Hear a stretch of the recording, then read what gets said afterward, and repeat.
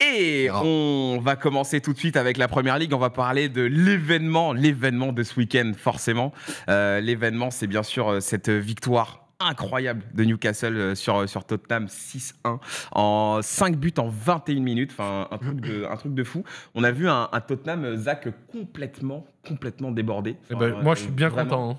Et ouais, vraiment une équipe qui avait aucune réponse. J'ai regardé la vidéo de Willou où il en parle un peu brièvement. Ouais. Et je suis d'accord que c'est un match qui, pour moi, scelle le départ d'Harry Kane.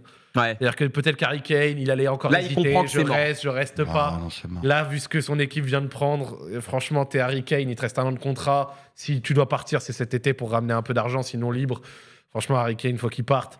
Clairement. Newcastle, le pire, c'est que la semaine dernière, ils se sont fait bomber par Aston Villa. C'était vraiment gênant pour les voir après, derrière, ressortir un match de cette qualité face à Tottenham où tu as l'impression qu'ils auraient tiré dans les tribunes, que ça aurait fait but. Ouais. Murphy qui met un banger en 3e but, c'est impressionnant. Ouais. Donc, franchement... Et Lloris qui bouge même pas. Hein. C'est ouf. Lloris, sur les 5 buts qu'il prend, pour moi, il y en a 2 où il est vraiment fautif. Ouais. 3 où il peut pas faire grand chose et sa défense est absolument immonde.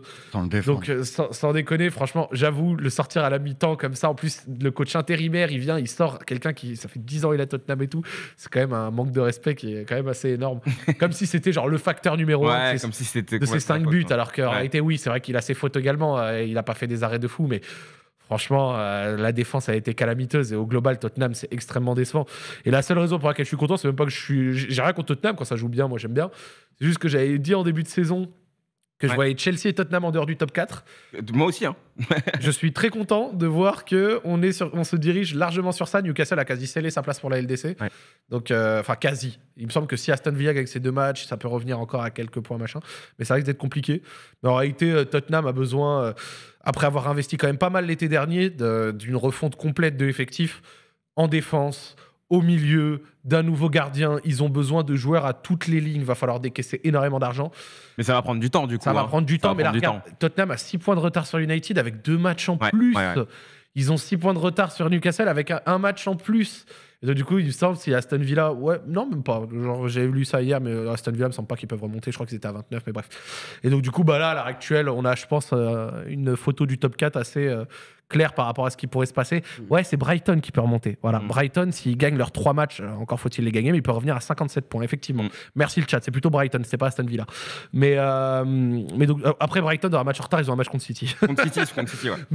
Mais en réalité, je trouve que ce top 4 corrèle bien tout ce qu'on a vu tout le long de la saison en PL.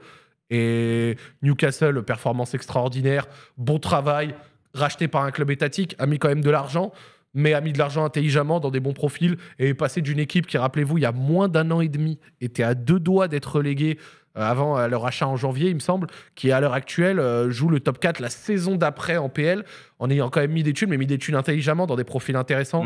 Guimarães, Ishak, Trippier, il me semble, quand il arrive en janvier.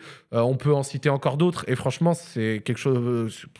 Une belle réussite, franchement. Guimarães, c'est incroyable, hein, vraiment, avec Newcastle. Moi, à chaque fois que je les regarde, je le vois jamais en dessous. C'est vraiment incroyable. J'espère en tout cas qu'il va rester. Du coup, bah, ils ont des moyens, donc forcément, ce sera une belle base. Mais c'est vrai que cet effectif est quand même très, très bien fourni. Enfin, là, quand tu vois la prestation collective, en tout cas, avec les occasions qui sont créées et tout. En plus, on l'avait dit, hein, Newcastle, il y a une période où ils n'y arrivaient plus. Ils mettaient plus un pied devant l'autre. Et là, c'est reparti. C'est reparti d'un coup. Enfin, les joueurs se trouvent très bien sur le terrain. Non, franchement, c'est très costaud et Presta assez folle. Vous voulez en dire un mot Ouais, sur Newcastle, c'est vrai qu'ils ont le mérite de ne pas avoir recruté à tout va et pas fait n'importe quoi non plus, en sachant qu'ils ont... Tu parles de qui? Chelsea, Paris? Non, Chelsea. Oui, voilà. Je trouve que Newcastle, quelque part, ils ont l'air de bien travailler et puis là, ils vont pouvoir un peu, peut-être là, investir pour le coup, comme ils sont qualifiés en Ligue des Champions. Logiquement, ils devraient être dans les 4, j'espère pour eux. Et puis, et voilà. Ils y seront dans les 4. Moi, je pense aussi, mais ils risquent de revenir au plus haut niveau, et tant mieux. Parce que Newcastle... Première fois depuis 20 ans, le retour à LDC. À mon sens, c'est un top club anglais, quoi, avec Alan Shearer, qui était un des plus grands joueurs de anglais, clairement. Quoi. Quand on parle d'Harry Kane, je pense que ceux qui n'ont pas connu Alan Shearer, Alan Shearer, c'était quelque chose.